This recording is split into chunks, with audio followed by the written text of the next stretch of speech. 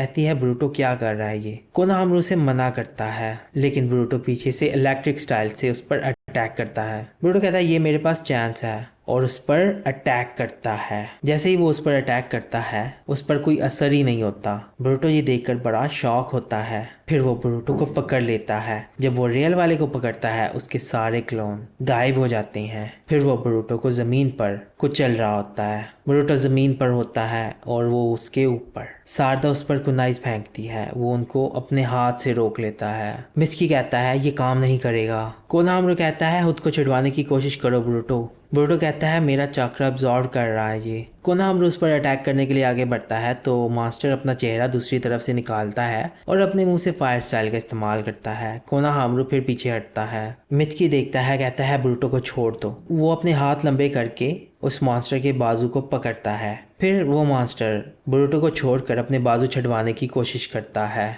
फिर दूसरी तरफ कोनोहामारू कहता है अब मैं अटैक करता हूँ। फिर वो रसेंगान का इस्तेमाल करता है और उसके ऊपर से उस पर अटैक करता है। रसेंगान से उस पर जब अटैक करता है कहता है कि ये मैंने लास्ट के लिए बचा कर रखा था।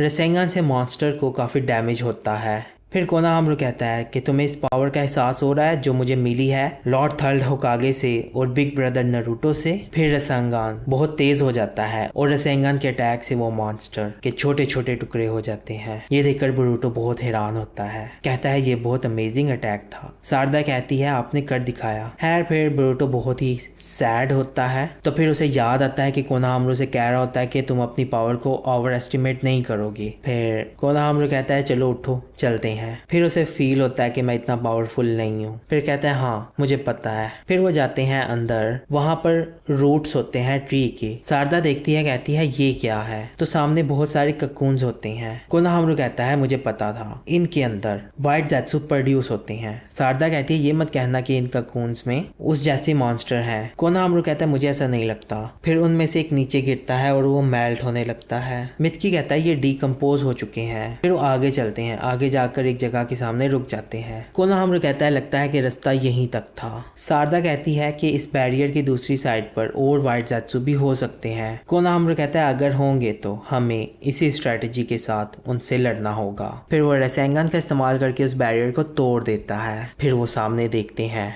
एक बहुत बड़ा व्हाइट ज़ेत्सु नीचे गिरता है, उसके पीछे ब्लैक फ्लेम्स होती हैं। वो व्हाइट ज़ेत्सु मरा हुआ होता है। कोनोहामारू कहता है ये तो वो हैं, इन फ्लेम्स को टच मत करना, और आगे बढ़ता है। बोरुटो कहता है क्यों, क्या हुआ? फिर वो सामने देखते हैं बहुत सारी ब्लैक फ्लेम्स होती हैं। बोरुटो पूछता है ये अजीब सी ब्लैक फ्लेम्स क्या हैं? शारदा कहती है कि यहाँ तो हर चीज जल रही है। कोनोहामारू कहता है कि ये अमातेरासु है। ये सुनकर शारदा बड़ा शॉक होती है। मित्सुकी कहता है कि ये अमातेरासु क्या है? कोनोहामारू कहता है ये सब सास्के ने किया है। ये वो फ्लेम्स हैं जो सिर्फ एक ही आदमी कंट्रोल कर सकता है, और ये फ्लेम्स हर चीज को पूरी तरह जला देती हैं। ये अमातेरासु हैं। शारदा कहती है मुझे पता था। फिर वो सामने देखते हैं तो सारे व्हाइट ज़ेत्सु वहां पर जल रहे होते हैं। कोनोहामारू कहता है यहाँ कई दर्जन थे, और कहता है कि अगर सास्के यहाँ पर ना आता तो हम मर भी सकते थे। मित्सुकी कहता है मतलब कि आप ये कह रहे हो कि उन्होंने अकेले सबको मार दिया? कोनोहामारू कहता है हाँ, जिस व्हाइट ज़ेत्सु से हम लड़े थे शायद वो सास्के के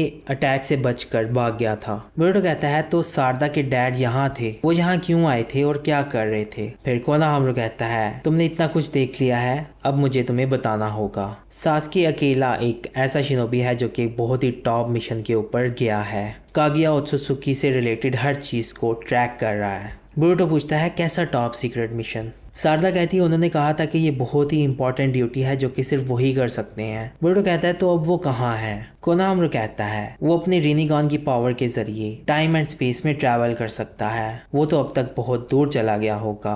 बोरुटो सुनकर बड़ा हैरान होता है, कहता है फिर तो वो बहुत आसम है। कोनोहामारू कहता है हाँ सही कहा, सास्के लॉर्ड सेवन के लॉन्ग लाइफ राइवल हैं और ताकत के हिसाब से दोनों इक्वल कंसीडर किए जाते हैं। ये सुनकर बोरुटो बड़ा हैरान होता है, कहता है वो डैड के राइवल है? मित्सुकी कहता है हाँ, मेरे पेरेंट्स ने भी मुझे बताया था। उन्होंने कहा था कि वो सुप्रीम निंजा है, वो लीफ को प्रोटेक्ट करते हैं शैडोज में रहकर। ये सुनकर बोरुटो बड़ा हैरान होता है कि सुप्रीम निंजा है। फिर हमें दिखाते हैं वहाँ उस माइन के पास नारुतो और बाकी कुछ शिनोबी आए होते हैं और उन सभी ककून्स को निकाल रहे होते हैं। कोनोहामारू नारुतो को रिपोर्ट दे रहा होता है। नारुतो कहता है सास्के की वजह से तुम सब बच गए है ना? कहता है हाँ। फिर पूछता है कि मुझे पता है कि आप क्लोन हो, लेकिन आप खुद यहाँ क्यों आए? नारुतो कहता है कागुया से रिलेटेड किसी भी चीज को मैं इग्नोर नहीं कर सकता, मुझे नहीं पता था कि तुम यहाँ पर भी इंट्रून को ढूंढ लोगे। कोनोहामारू कहता है मतलब और भी हैं? और फिर कहता है कि इसको देखकर लगता है कि अगर कागुया इन्हें तैयार कर रही थी, इसका मतलब यही है कि कागुया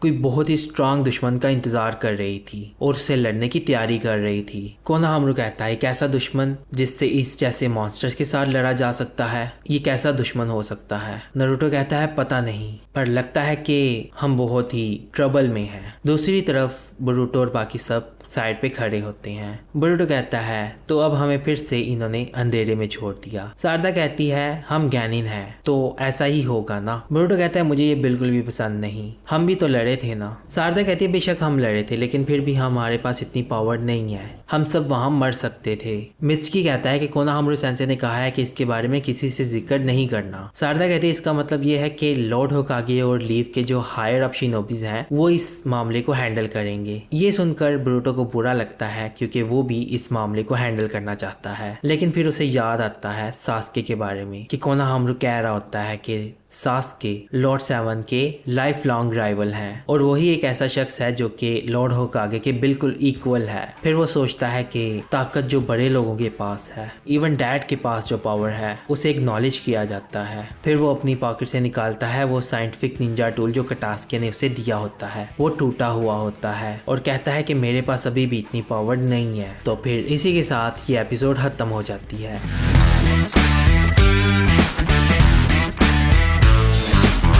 अगर आपको ये एपिसोड पसंद आई है तो इस एपिसोड को लाइक और अपने दोस्तों के साथ शेयर करें और चैनल को सब्सक्राइब करें। तो अब हम मिलते हैं अगली वीडियो में, तो अपना ख्याल रखिएगा।